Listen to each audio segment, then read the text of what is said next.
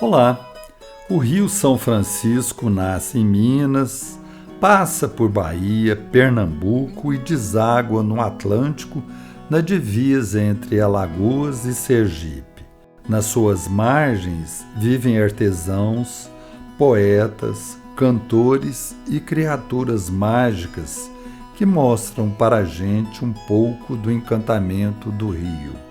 No episódio de hoje, vamos passear em Pirapora. Lá tivemos prosas boas com o pescador Seu Moranga, a cantora Priscila e os artesãos Silvio, Antônio e Lourdes. Aí eu ponho o fumo, ofereço pro caboclo d'água, aí o pessoal fala, mas o pescador é mentiroso, que o caboclo d'água não existe. Existe sim. Tudo que é o nome, existe. A gente não fala que a pessoa se afogou, a gente fala que ela se encantou. O Rio São Francisco, eu não sei se você já deve ter ido em outros rios, mas a água do Rio São Francisco ela é leve, ela é uma água que te encanta. Aí vira santeiro, né? Ser inteligente não é o que conta, não. Tem que ser quem tem o dom. Sempre gostei de ouvir histórias. Desde menino, aprendi que só conta história quem tem história para contar. Hoje vivo atrás de memórias, de personagens, de relatos temperados com mineiridade. Ainda sou menino curioso, viajando por mim nas Gerais. Conhecer e apresentar Minas Gerais é uma grande alegria. Voltar a lugares, rever pessoas, ouvir novas e velhas histórias.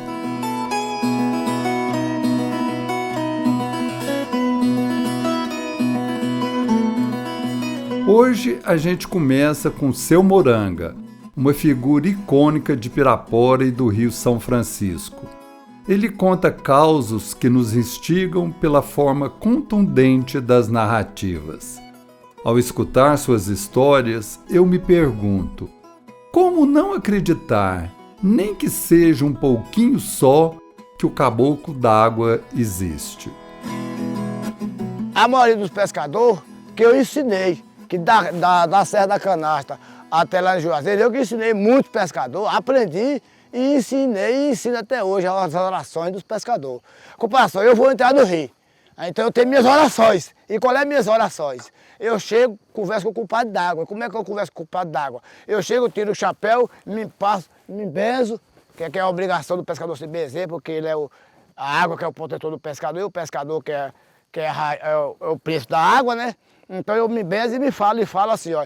Eu tô na embola, na carretinha, mulher preguiçosa, não coça nem fia, se deita de noite, levanta meio-dia, com dor de cabeça, com maliconia, capeia na mão, educando a família.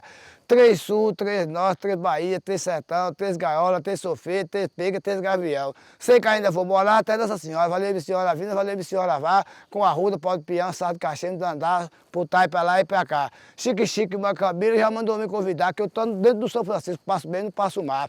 Se eu for contar o que eu sei, o dia pra mim é pouco, a noite também não dá, muito pra contar, imagina, eu conto sem imaginar.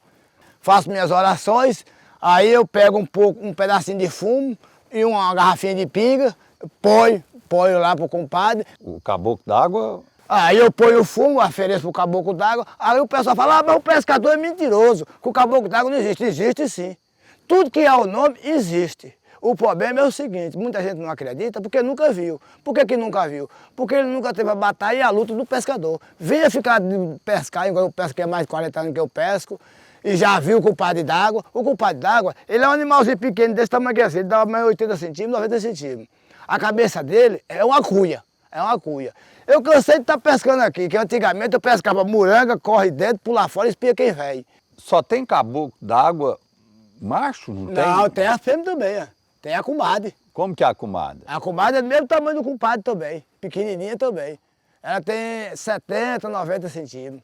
A comadre d'água existe também. Se a gente dá o fumo para eles... Antigamente, eu vou contar para os outros, antigamente a gente saía para pescar aqui. Eu cansei de sair para pescar lá nos prazeres. Eu, mas corre dentro, pula fora e espia quem vem. E Zé Zoé também. Zé Zoé é meu parceiro de pesca há muitos anos. Meu amigo Zé Zoé. Um dia eu estou descendo mais meu amigo Zé Zoé lá de cima dos prazeres, né? De noite. Aí que eu estou vendo um negócio descendo lá assim, descendo, acabar um tem redondo.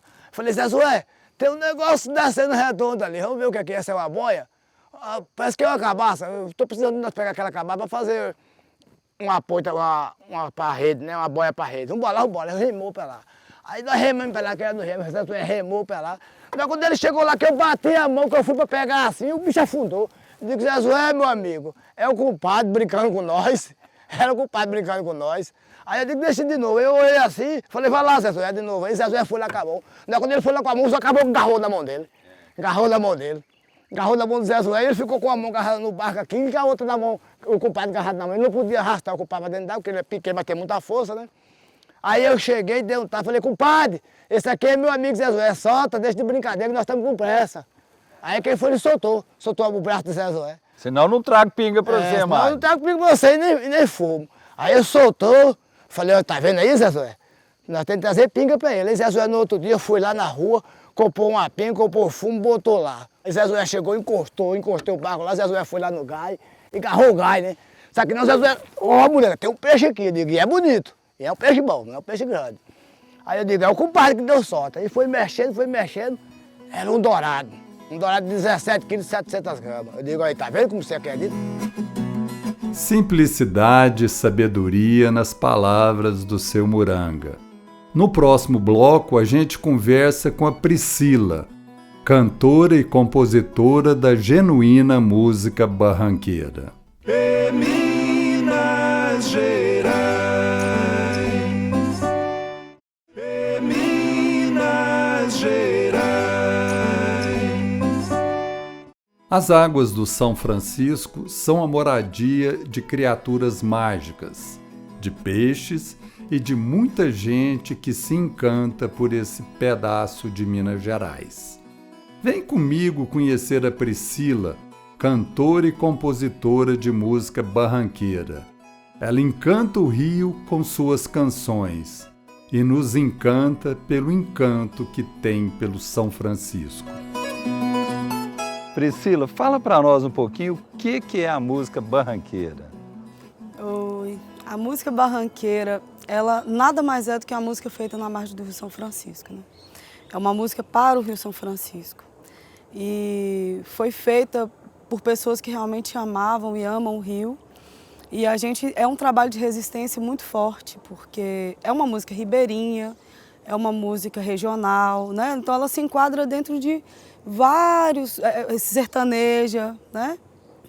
E só que na verdade a gente intitula de música barranqueira pela forma de falar, pelo encantamento e a paixão pelo Rio mesmo, entendeu? Como que nasceu esse amor pelo São Francisco? Eu acho que nasceu por causa do meu tio Magela, assim.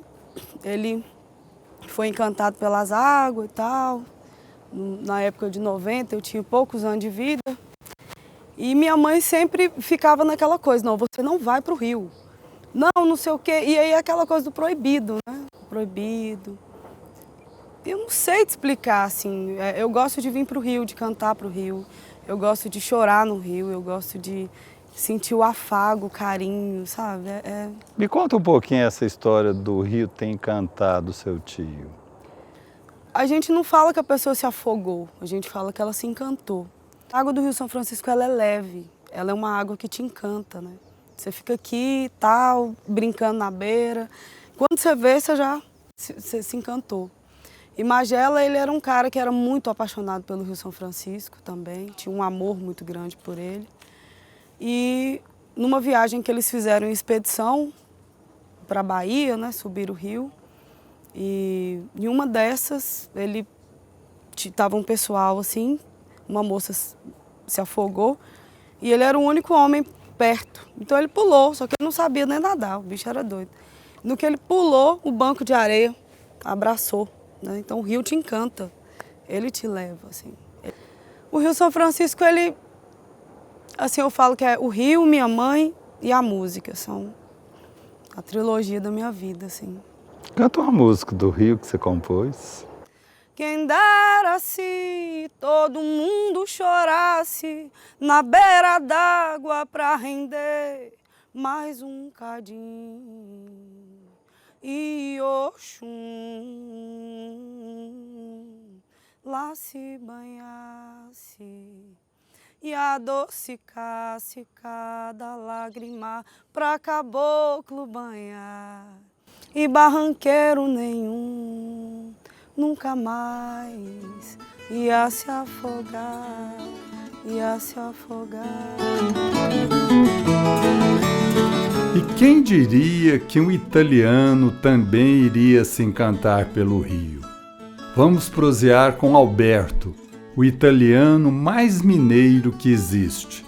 Nasceu em Assis e, como tantos, foi encantado pelo São Francisco, onde vive há anos e se dedica a valorizar sua cultura e lutar pela sua preservação. Essa música que eu vou cantar agora é uma música assim, muito importante para mim, porque a compus quando eu cheguei aqui em Pirapora. Pela primeira vez eu vi o Rio São Francisco e foi assim, namoro à primeira vista. Foi um encanto para mim e um dos motivos, ou o motivo principal para eu estar aqui ainda até hoje, esse amor que eu tenho pelo Rio, por essa beleza da natureza, por essa obra divina que é o Rio São Francisco. Então essa música retrata um pouco a minha vida e tem uma pequena parceria de um grande amigo, cantor, artista mundialmente conhecido também, aqui de Pirapora, que é o grande Marcu, que me emprestou algumas frases e essa música conta a minha história. O Rio Santo fala-me de amor, me diga quanto mundo já passou. As tuas águas canta a história do nosso país. Meu velho Chico, tu me faz feliz. 500 anos você resistiu.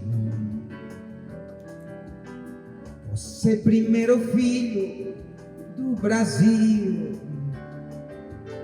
Agora canto, imploro e peço ao nosso Criador, meu velho Chico, volta ao teu esplendor, naquele lugar lindo, esse Rio São Francisco, que se imerge nas suas águas, se renova, esquece as mágoas, com seu mundo apaixonante, o calor da sua gente, o calor da sua gente, o calor da sua gente.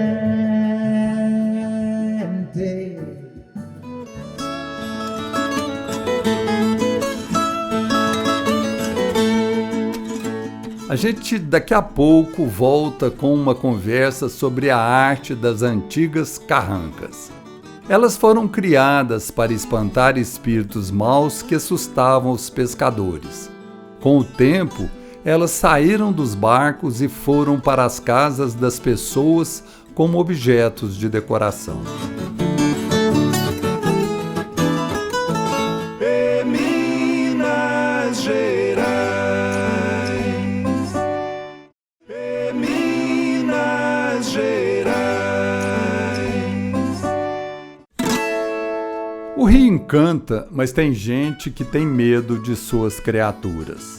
As carrancas começaram a ser usadas para assustar os caboclos d'água que faziam troça com os pescadores. A arte das carrancas nasce das lendas, se torna parte dos barcos e depois vira objeto de decoração, e hoje correm o risco de se acabarem. Vamos ouvir de novo Seu Moranga com suas lendas. Depois vamos ouvir o Antônio e a Lourdes, que são artesãos. Como o pessoal antigamente tinha muito medo das assombrações, falar que eram assombrações, aquelas pessoas que morreu, o que aconteceu? O pessoal mais velho falou, não, vamos inventar as carrancas, porque as carrancas têm aqueles dentes grandes e é feio demais. Então eles faziam aquelas carrancas e botavam na frente das embarcações, que dizia que aquela carranca era para afastar as assombrações. Então isso que aconteceu, até hoje ainda tem. A carranca é o seguinte, cada um faz um modelo diferente. Eu já faço, é a mesma figura, mas o detalhe diferenciou um pouco da peça. Mas presa, olho, dente, boca, tudo é o mesmo modelo, mas diferenciou um pouquinho só os bigodes, termo de boca e orelha. E aqui tem jovem também na associação, não? Ah, os meninos mais jovens, igual no caso, eu tenho 2 meninas, não quer aprender não. Agora, os outros também, que têm seus filhos homens, também não quer aprender não, também não. O senhor não tem medo dessa arte acabar, não? Vai indo, a tendência é só acabar, né? Porque no ano de 84, aqui tinha 120 sócios. Para hoje está nos 12, 10, mais ou menos. Praticamente, né? Já está acabando. E assim fiz. Minha primeira carranca foi parecia um vampiro, feia. E eu pegava matava a galinha, galo e tudo no vapor, e eu pedia às cozinheiras para me trazer o esporão do galo, ela arranjava, todo o galo ela arranjava, eu já estava com aquele montão, e botava fazia os dentinhos e aplicava aqueles troços, ficava aqueles dentes enormes, cruzado.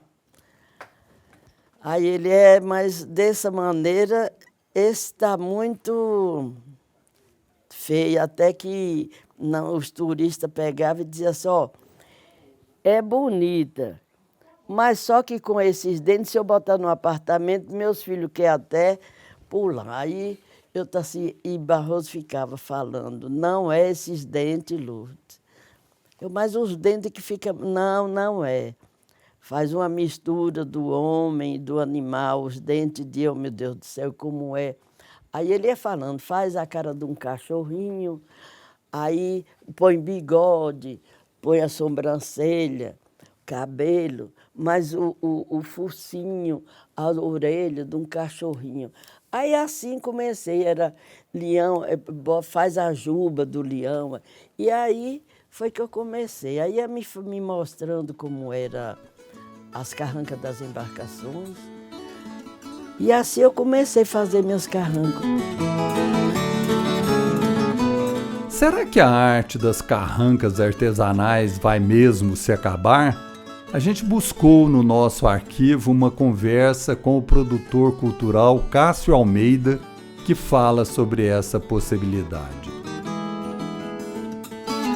Essas carrancas, elas habitavam as proas dos barcos que transitavam nesse médio São Francisco, final do século XVIII, princípio do século XIX. Mas, de fato, essas carrancas, elas tinham realmente um objetivo. Elas habitavam esses barcos com o fim de afugentar esses caboclos d'água e cobras d'água, advindo das lendas ribeirinhas aqui do médio São Francisco. Mas então essas carrancas, elas com esse objetivo, a título de souvenir que começou a se fazer em Pirapora, dá para se perceber também uma diferença muito grande da característica física dela, do formato dela, para a carranca que era confeccionada naquele período. Porque a carranca confeccionada naquele período, segundo o professor Paulo Pardal, antropólogo da Universidade Federal do Rio de Janeiro, que foi quem mais estudou carranca nesse país, ele se refere à carranca como uma figura antropomórfica, que é uma mistura de homem e animal, e que, consequentemente, não são essas carrancas confeccionadas aqui. Essas carrancas confeccionadas aqui, elas não são essas figuras antropomórficas. Elas são fantasmagóricas, vampirescas, já num molde que começou realmente a ser confeccionado em Pirapora depois da criação dessa associação. Então existem carranqueiros entrando nesse mercado e isso é uma garantia. Agora, a garantia maior eu acho que que a questão mesmo é mais social, de uma política que venha favorecer a manutenção e o incentivo desses fazedores de carranca. Já que o souvenir é um produto comercial, tem que se ver a associação dos carranqueiros aqui, que é a associação dos artesãos, de fato, tenha uma administração. É possível que eles, os associados, permitam que pessoas com essa capacidade possam estar fazendo parte da associação para estar auxiliando-os. Em Pirapora, além dos carranqueiros, tem os santeiros. Seu Silvio é um desses, que aprendeu sozinho a arte de criar imagens de santos em madeira. Hoje, praticamente, o Silvio é um dos últimos artistas santeiros que nós temos aqui na nossa região. Temos carranqueiros, que é uma outra arte, uma outra vertente. Ainda aqui com madeira, mas... Com outros tipos de madeira também. Aí, a carranca eu gastei mais ou menos 1 mês e meio para aprender. Aprendi rápido. Aí, quando o moço que mandou eu fazer o trabalho, chegou que o meu irmão levou lá para ele ver. Moço, esse cara tem um dom mesmo. Aí eu falei, não, então vamos fazer isso. Eu vou mandar para ele uma outra carranca de um formato diferente. Aí mandou, fiz sem problema nenhum. Aí mandou outra carranca. Ele foi me testando, né? Aí, quando foi um dia, ele falou assim, olha, eu notei que esse irmão seu é bom mesmo. Agora eu vou mandar para lá um livro de Aleijadinho, aquele livro de... livro barroco, né? Aí levou, meu amigo, quando eu cheguei nesse livro barroco lá, eu bati 1 ano e meio para aprender a fazer a primeira imagem. Né? Mas não desisti, não. Os outros irmãos meus tentaram, não conseguir, carrancas conseguiram, mas a imagem não conseguiram. Eu falei, eu não vou desistir, não. Quando completou 1 ano e meio, eu venci aquele livro também, fazendo tudo que foi encontrando pela frente. Aí ficou provado que era o dom. Né? Aí você virou santeiro? Aí virei santeiro. Né? Ser inteligente não é o que conta, não. Tem que ser quem tem o dom. Se não tiver o dom, não faz. Meu pai, um dia, ele reuniu os 10 filhos assim, em redor dele e falou comigo assim, ó, meus filhos, eu vou dar a vocês uma herança. Aí, ele ficou em confusão, mas que herança? Pai é pobre, não tem como dar nós nada. Né? 10 filhos, mas só que a herança que ele nos deu foi a maior coisa do mundo. Ele chegou perto de mim e disse, você já viu eu matar alguém? Não. Já viu eu roubar? Também não. Já viu eu ser mau caráter, não pagar o que deu? Não. Já viu eu tratar de algum de vocês por coisa roubada? Mas não, nada disso. Pô, então vocês fazem exatamente o que eu fiz por vocês. Né? Seja honesto, procura fazer aquilo que é certo. Porque eu não estou criando vocês para mim, não. Estou criando vocês para viver no mundo. Quanta beleza existe nesse rio, naqueles que vivem nas suas margens e compartilham histórias tão lindas. Toda vez que venho aqui sinto raiva, a raiva de vir pouco, menos do que gostaria. Tomem cuidado, porque essa raiva é contagiante.